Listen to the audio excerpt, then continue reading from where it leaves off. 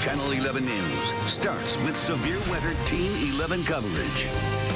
A live look from the Channel 11 tower cam. Some flurries this Friday, but the bigger story, the cold with wind chills in the 20s and even colder tomorrow. Let's get right to meteorologist Jessica Faith tracking the changes. Jessica, folks are definitely going to want to bundle up in the days ahead.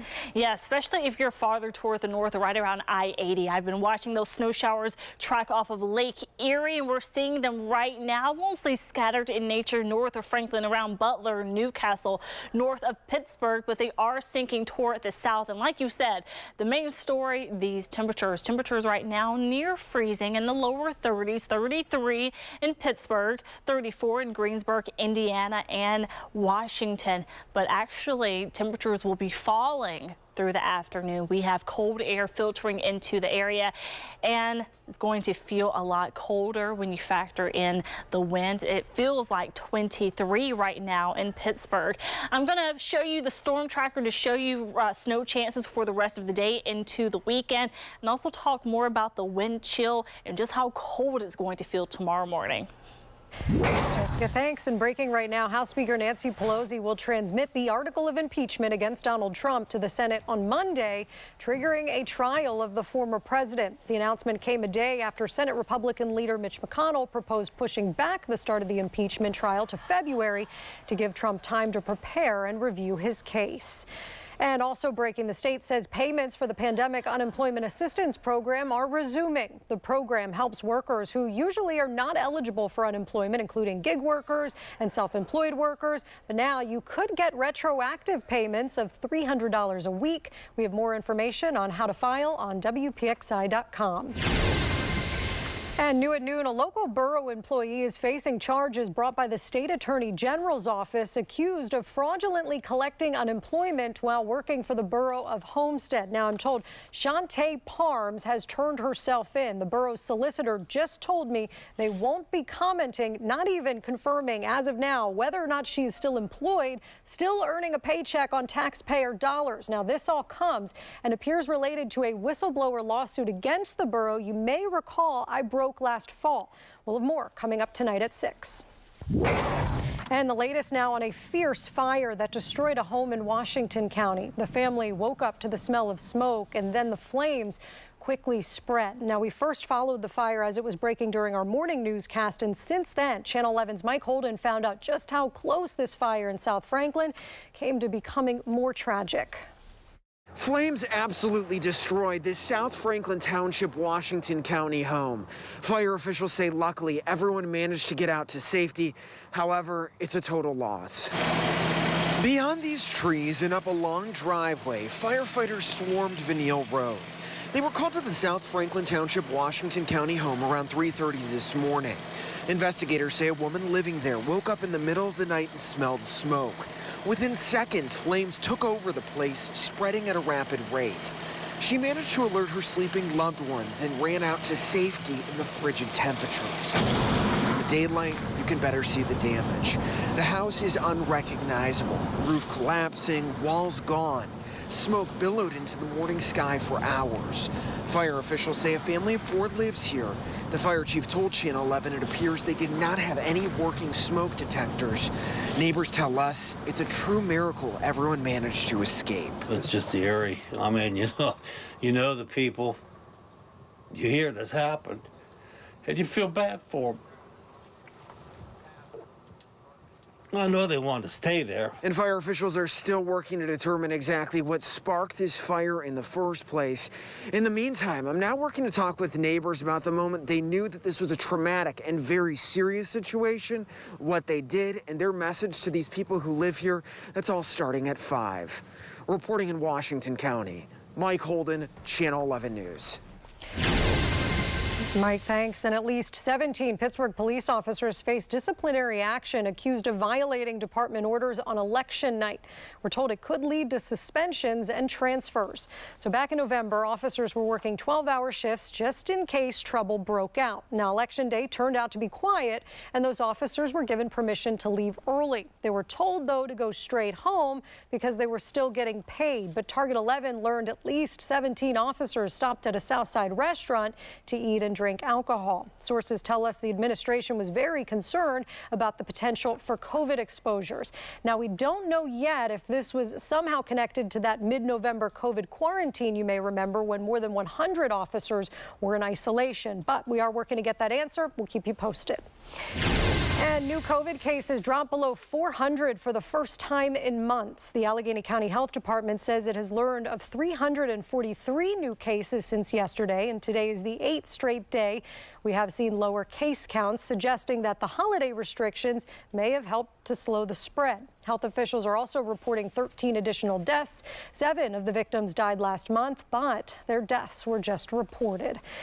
And we learned last week that a new, more contagious strain of COVID-19 from the United Kingdom made its way to Pennsylvania. Now scientists say that strain is spreading like wildfire. NBC's Aaron McLaughlin has the developing details. Across the country, the staggering COVID death toll is soaring. On Wednesday, more than 4,100 lives lost, the nation's deadliest day on record. Once it takes hold of a person, it is a slow, energy-sapping, horrible respiratory distress, just a terrible disease to see people go through. There's no treatment. So it really, we're so reliant on this vaccine. As the nation looks to the vaccine for relief, frustration for the newest group eligible for shots. Those 65 and older spiking demand for an already inadequate supply, while they try to navigate overwhelmed websites and face wait times of up to 8 hours in some places. I'm not quite sure what's going on. It's very frustrating. Scientists say the current pace of vaccine distribution is no match for the new, more contagious UK variant. The CDC expects it to become the more dominant strain by March. Today, it appears that the vaccines will still be effective against them. With the caveat in mind, you want to pay close attention to it. And some warn even more precautions are necessary to stop the virus spread. We all need much higher quality masks in any sort of high-risk situation. If you find yourself in an indoor space, a grocery store, or in an office building around other people, a simple cloth mask is probably not enough for this very contagious variant. This as hospitals are already pushed to the brink in states such as Arizona, where more than 100,000 of the 700,000 confirmed cases are children. Over the past 3 months since the surge started again, we've seen a 5 to 6-fold increase in COVID hospitalizations in children. It has affected the children just as it has adults. Aaron McLaughlin, NBC News. Researchers at UCLA say that if everyone wore a mask in public, COVID spread would be reduced to 0. The study looked at a wide range of new and existing studies dating back to a plague in China in 1910. They say masks are the principal means of personal protection. One of the first things President Joe Biden did when he took office Wednesday was start a 100-day mask challenge, requiring everyone to wear a mask on federal property and on planes, trains, and buses. The president cannot, however, tell states or cities what to do, but he hopes they'll follow suit. As you know, Pennsylvania has been under a mask mandate since April. And in other news now, a possible motive in the murder of a Butler County nurse. A witness told police this was a case of road rage. Now, Caitlin Kaufman, originally from our area, was shot while driving to work at a hospital in Nashville. Her body was found in her car on the side of the road last month. 2 defendants went before a judge this week, and according to a witness, Devontae Hill got mad and started shooting after Kaufman cut them off on the highway. Now, Hill, however, claims someone else opened a fire, a man he does not know. Investigators say cell phone data puts them both on the highway at the time of the murder. And another sad update to pass along to you about the shooting in Stowe Township. The woman who was shot has died. We're told that victim and another man walked up to a car in an alley around 8 yesterday morning, right off the main drag in Stowe, and shots were fired. We're right now working to find out the name of that woman who was killed. Allegheny County police have arrested this man you see on your screen here in her death. His name is Lauren Brown, and he's in jail right now. Frustration in Washington, D.C. after National Guard troops on Capitol Hill were asked to move their rest area to an underground parking garage last night. As the news spread about where the troops were moved, some lawmakers expressed outrage. Congress was in session and increased foot traffic, causing Capitol Police to move the troops to the garage. They are now out of the garage, taking their breaks near Emancipation Hall. D.C. is starting to look a bit more normal now. Crews started taking down security measures put into place for the inauguration. The steel security fencing is coming down too, and crews are removing concrete barriers. National Guard troops and local police are still manning roadblocks, but are gradually letting more people walk through. President Joe Biden's cabinet is taking shape. The U.S. Senate just approved the president's choice to lead the Defense Department. Our Jacqueline Fell explains why it's another historic moment. President Joe Biden picked retired four-star Army General Lloyd Austin to lead the Pentagon. Austin becomes the first black defense secretary in American history. I can't think of a better person to take the helm than General Austin to provide the leadership. Congress first had to approve a waiver allowing Austin to serve as defense secretary. Other picks likely to get a quick Senate vote: Treasury Secretary nominee Janet Yellen and Secretary of State nominee Anthony Blinken. Blinken's confirmation vote was actually just set for next week, while Yellen will wait a bit longer. President Biden's other confirmations could be stalled until Senate GOP leader Mitch McConnell and Senate Democratic leader Chuck Schumer work out a power-sharing deal. The continuity of our national security, military, and intelligence policy, as well as our ability to effectively respond to the current health and economic crises, depend on having these cabinet officials confirmed. President Biden wants his cabinet to be diverse. Half of his top-level nominees are women. The majority are people of color. Many of his selections would be pioneers in their roles if confirmed. In Washington, Jacqueline Fell, Channel 11 News. And some sad news to bring you now. One of baseball's all-time greatest players, Hank Aaron, has passed away. Aaron broke into the majors in 1954 with the Milwaukee Braves, and over the next 23 years rewrote the record books. Now Major League Baseball hands out an award each year to baseball's best hitters named in his honor. He died last night peacefully in his sleep, according to the Atlanta Braves. He was 86 years old. Well, coming up, a Pennsylvania company developed a face mask it claims can deactivate viruses, including COVID-19, how it uses an electric charge to kill the virus and keep you safe. Plus, a local man's story of perseverance is paving the way. The medical discovery he was part of that's helping others with a debilitating disorder. Next. And I'm talking about snow chances for the rest of your Friday. More information coming up on Storm Tracker in about 5 minutes after the break. They are sniffing and walking everywhere that our dogs have been. And the wild visitors that have one local neighborhood on edge.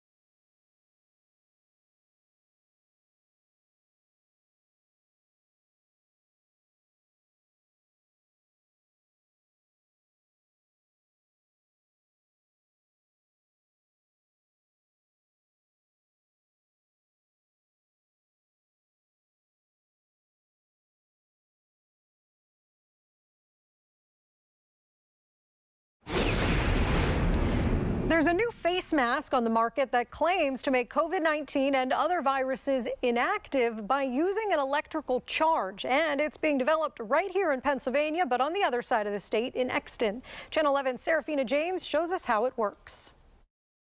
At this point in the pandemic, you probably have 1 or 2 masks, but if you're like me, you have a whole stash. But one local company says they have a new technology that'll render these useless. Not only that, they say they have a mask that'll stop COVID-19 in its tracks. An Exton and woman-owned company, Ram Shield, has created a PPE shield that uses an electrical charge to render COVID-19 inactive. On Thursday, the Wolf administration praised the business for what they claim will revolutionize COVID-19 mitigation and protection. I'm thankful to Pennsylvania businesses like Ram Shield, which are using their skills, knowledge, and experience to benefit us all. Without their efforts, our road to recovery would be much longer and much more difficult. The company's been around for 7 years, creating products designed to help improve infection control. Their latest product is the AVF Shield and cartridge system. And we knew that we could leverage our existing supply chain to help provide some of this critical PPE. And it was a natural fit, I think, for us and our product lines. So how does it work? Essentially, the plastic mask is heat activated against your skin to create an airtight seal. The technology inside the cartridge is activated by moisture. In the presence of moisture, it creates a microcell. So think of it kind of like a mini battery or an electric force field that's kind of around the cartridge. And it's the electrical charge that actually kills or renders viruses inactive. The shield can be reused for an entire year. Cartridges can last up to 90 days. The $39.99 mask has been given FDA emergency use authorization and will be ready to ship immediately. We kept it to where it was affordable, cost-effective to get this in the hands as many people as we could so that we could be effective in the fight against this virus. In Pittsburgh, Serafina James, Channel 11 News. Other neighbors around the surrounding area in Independence Square have heard them at night. Neighbors in one Beaver County community say they have a coyote problem, and now they're worried about the safety of their cats and dogs. Channel 11's Amy Hudak traveled to Hopewell Township and found out what you should do if you ever spot one. We noticed them around our garage area in the lighted area. You can see a coyote casually prowl through Jessica Hargis's yard, sniff around a little bit, then scamper off. I think they're just trying to find a mate. It's the start of mating season, and coyotes seem to be especially drawn to Hargis's 2 pups, Fiona and Rooney. They are sniffing and walking everywhere that our dogs have been. In 10 years, Hargis says she's never seen a single coyote in her neighborhood. Now she takes her dogs out on their leashes. Every night, her cameras pick up the motion of coyotes outside. And they've been running in front of the neighbor's house. The other night, they were sighted running through the front yard here. Like so many neighborhoods in the Pittsburgh area, this one is full of families, little kids, cats, and dogs. To make sure the dogs are kept on a leash always, especially at nighttime, because you can't see the coyotes. They'll chase them, they'll hurt them. The state game warden tells Channel 11 during mating season, you'll see more coyotes out during the day. It's nothing to be afraid of. Keep pets inside or on a leash, and don't leave pet food outside. If you do encounter a coyote, the best thing to do is simple. Make a loud noise. Coyotes are very sleek and shy animals. They will run away. The game warden says just don't ever run from one. You should never run from a coyote because it will bring on the predator-prey instinct and it will chase you, just like if you're out with your dog and you're playing with your dog and you run from your dog will chase you. Hargis says she just wants her neighbors to know so they can keep an eye on their loved ones. Do your part in keeping your animals safe because it's your job to keep them safe. Amy Hudak, Channel 11 News. And the State Game Commission does offer a bounty on coyotes for population control and because they're considered a nuisance. It's controversial to some, though, and has even been banned in several states. Your severe weather Team 11 forecast. Happy Friday. Some of you are seeing snow this Friday, and that's because snow pushed off of Lake Erie and really has been mostly hanging around I-80, but is pushing farther toward the south. Now a good bit throughout Butler County and even just a few specks in Allegheny County, and I do mean a few there. Mostly a few specks right around Bethel Park south of Pittsburgh, but it is sinking toward the south, so we all have a pretty decent shot for at least some flurries today, but not a whole lot of action as we go throughout the afternoon. You see it on Storm Tracker here. Very isolated, small amounts, little to no impact for your evening commute. Here's 5:30. That cloud cover sticking around even as we go into the nighttime hours.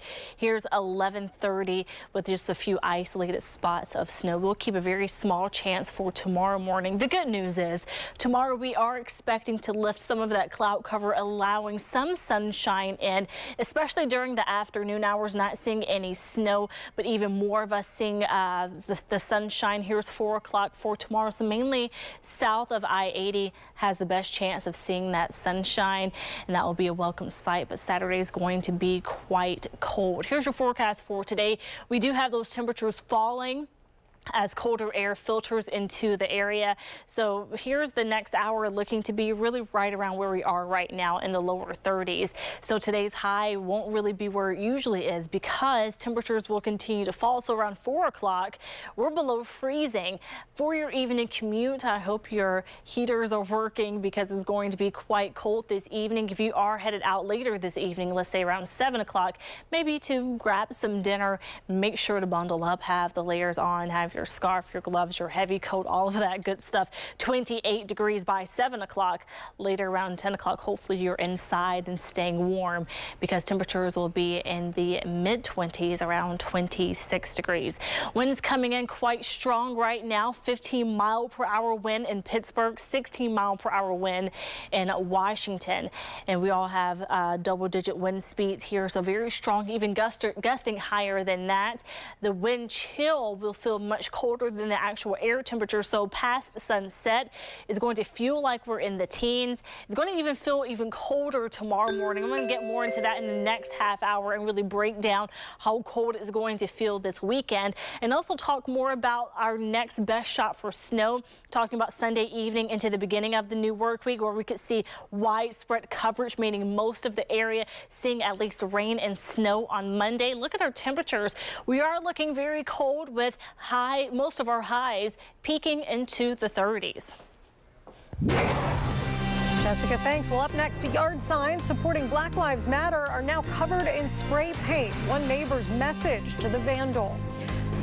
Plus, students falling behind in school. New at noon, the free tutoring program now available in Allegheny County.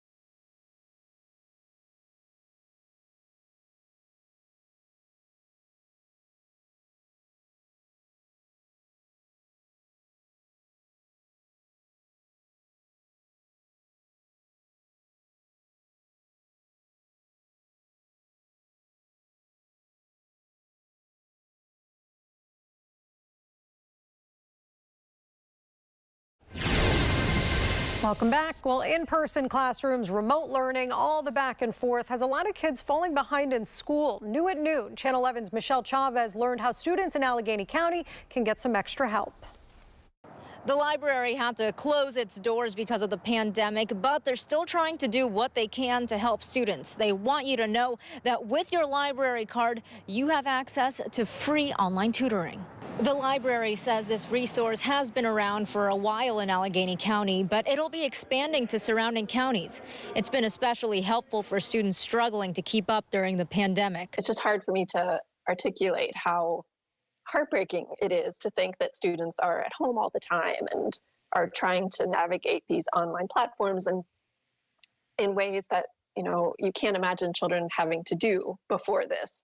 Tutor.com says all you need is your library card. Go on the library's website and access Tutor.com through there.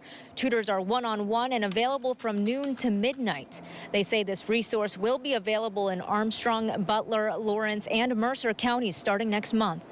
And tonight, we'll show you all of the resources local libraries have available to help your students during the pandemic. In the West End, Michelle Chavez, Channel 11 News. It's cowardly and juvenile, honestly, very immature. Someone vandalized a Black Lives Matter sign right in her front yard, but she caught them on camera. Why? She says the timing of this crime seems suspicious. Plus, oh boy, the new research suggesting coronavirus could hide in your brain and reactivate later on.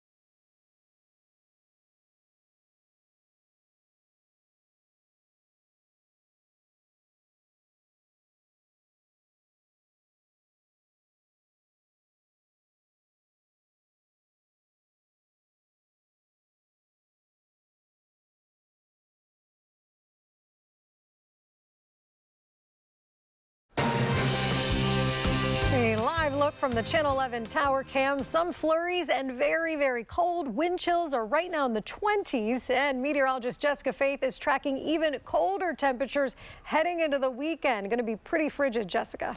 Oh, yeah, we're talking cold today, cold tomorrow, cold all throughout the weekend, and a pretty chilly and active start to next week. Now, if you saw that tower cam image, you saw it shaking. So we're looking quite windy, and also along with the wind making it feel a lot colder, we have snow showers at this midday hour. So it's been tracking toward the south and looking a little bit more scattered now than it did the last hour, and it will continue into the afternoon. I'm talking very small chance though, and also very little impact. Areas, especially off toward the north, could get less than an inch, and it won't be snowing all day in those areas. We all have a pretty fair shot of at least some flurries today. Here's your wind gust forecast. Still pretty strong within the next few hours, even towards sunset later this evening, kind of calming down just a bit, but the wind chill will still be a factor, especially tomorrow morning. Now I'm going to talk about the wind chill for this weekend and also a look at early next week when we can see our next best shot for frozen precipitation. Jessica, thanks. And breaking right now, tonight's Mega Millions jackpot has jumped to $1 billion. That is the third largest amount in U.S. lottery history. Now, you do have about a 1 in 302 million chance of winning that jackpot. But hey, somebody has to win. You can watch the drawing right here during WPXI tonight. And it's been one day after the inauguration of President Joe Biden and Vice President Kamala Harris, and some people in Westmoreland County woke up to find their yard sides vandalized. Channel 11's Melanie Gillespie went to Greensburg and spoke with one of those neighbors who actually caught the vandal on camera. Several yard signs in the Greensburg area were discovered vandalized this morning, marked with this orange spray paint like you can see on this sign here. And neighbors we talked to say this is disappointing to see. And it's cowardly and juvenile, honestly, very immature. And, you know, in this area, we're a community that really is accepting of one another in a lot of ways. When Beth Mabry woke up this morning, the first thing she saw was this. Sent a message out to some of my neighbors and asked them if they had anything similar, and sure enough, a couple of other households in the community had specific signs vandalized. She was one of several yard signs found with a spray-painted X in the Coulter Farms neighborhood of Greensburg overnight. But Beth actually caught the alleged culprits on camera. We had kind of a fuzzy video that shows a car rolling through about 1:30 in the morning and somebody getting out of the passenger side and spray painting the sign and hopping back in and leaving. Greensburg police believe it's an older model silver Chevy or Buick sedan with a sunroof. Neighbors we talked to say Black Lives Matter signs and Biden-Harris signs appeared to be targeted. And the timing of the vandalism on the heels of the inauguration struck a chord with neighbors. Well, it's hard to know what's in the minds of people, you know, when they do something like this, but the timing is interesting. We are supposed to respect each other's property and our free speech. Beth is choosing not to take her destructed sign down, only adding this explanation to it that it was in fact vandalized.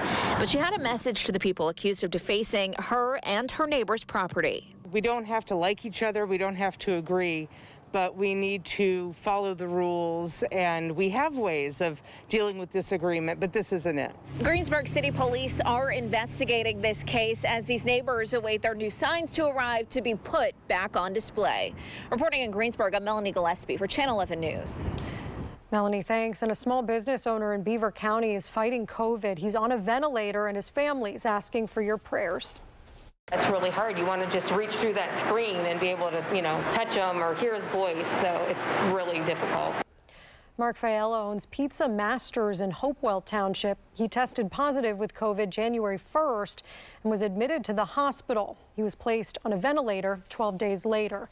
Now, his wife Dana says she's trying to keep it together. She's running the day-to-day operations at the pizza shop while doing Zoom calls with her husband so he can hear her voice.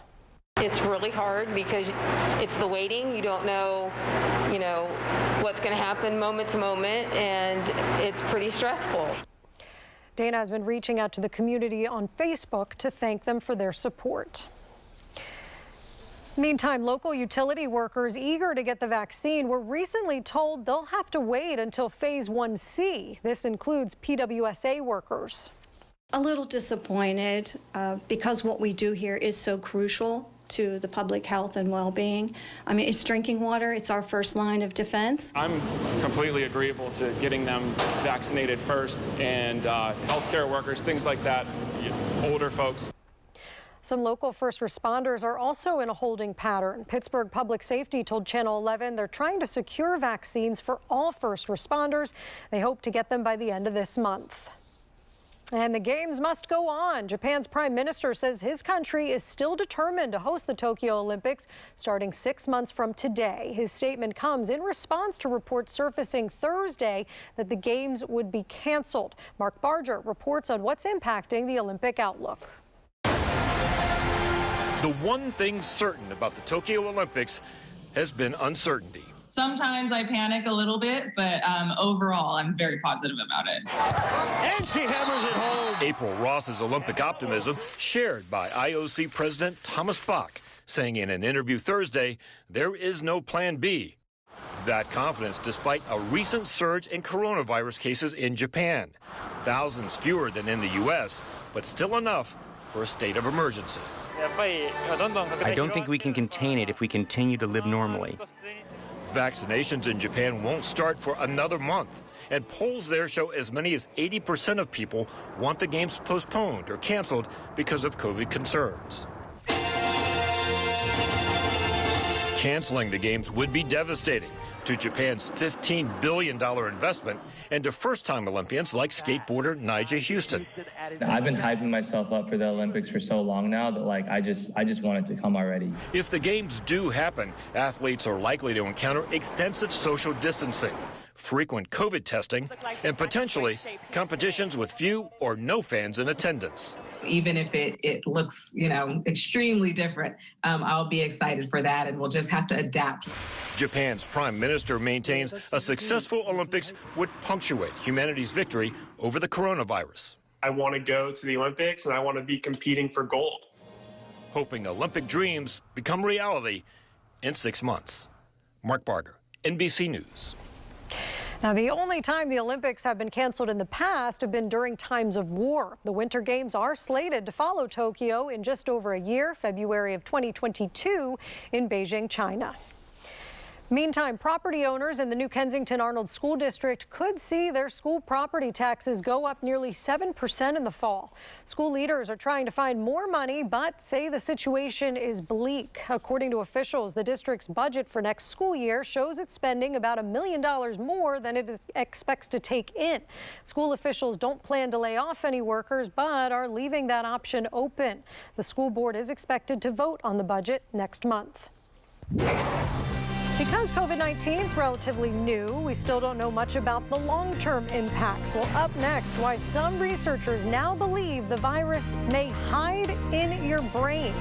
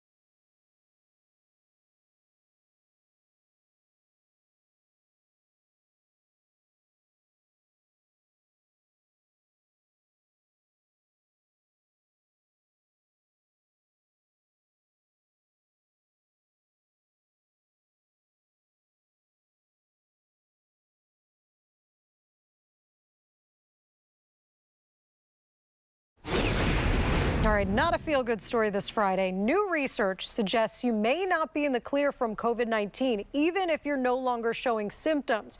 Channel 11's Samantha Manning explains why scientists think the virus can be stored in the brain and reactivate later on. As scientists work to make groundbreaking discoveries in the fight against the coronavirus, they now say the virus might hide in your brain. Researchers at Georgia State University infected the nasal passage of mice with the virus that causes COVID. They noticed that it attacked the brains of the mice and triggered severe illness, even after the lungs cleared themselves of the virus. Dr. Mukesh Kumar leads the team of researchers at Georgia State. But in the brain, two things happen. One, you can get a severe disease because, if there's a lot of virus. On the other hand, brain is one of the organs where virus like to hide. We know that because there's no immune response. So virus like to go to a place and hide a place where they can be, safe. The study found levels of the virus in the brain were about 1,000 times higher than in other parts of the body. Dr. Kumar says the findings could help explain why some COVID patients seem to be on the road to recovery, but then relapse and die.